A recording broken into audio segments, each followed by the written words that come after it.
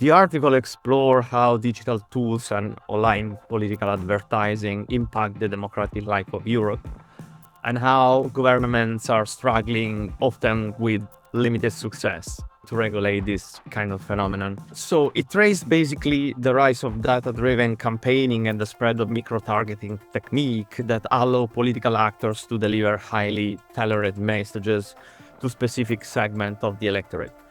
And while this innovation lower campaigning costs and open new channels of participation, they have also created fertile ground for polarization, disinformation, and even manipulation. Drawing on the lessons of Cambridge Analytica scandals and Brexit and 2016 US presidential election, the study examined how similar dynamics now shape European democracies.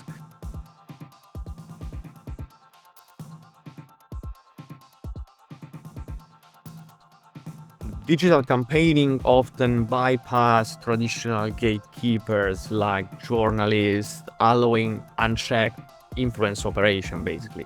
This is in combination with the fact that social media platforms amplify emotive, divisive, anti-elitist content, benefit populist actors, basically. The perils nowadays is that both foreign actors and domestic populist actors can exploit unregulated online spaces to influence democratic debate. Another one, yes, of course, is manipulation and disinformation, because data-driven campaigning more and more relying on micro-targeting, and micro-targeting allow highly personalized messages that can manipulate voter perception and even behaviors within public scrutiny.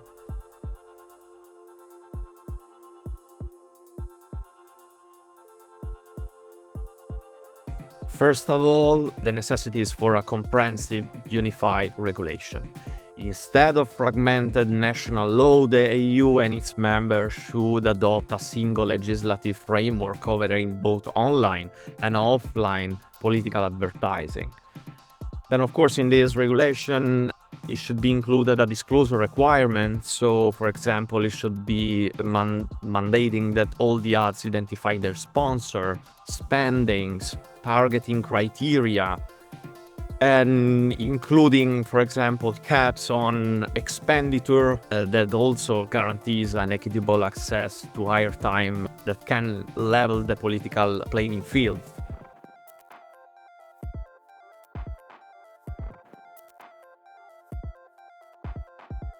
First of all, stringent regulation doesn't necessarily reduce spending. On the contrary, in some contexts, the parties actually spend more under stricter rules, perhaps to compensate for reduced media access or to refine targeting, for example. In some cases, we see that failed media access do reduce ad spending.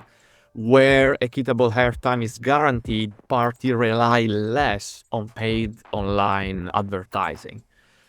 And then, of course, regulation both constrain and provoke populism.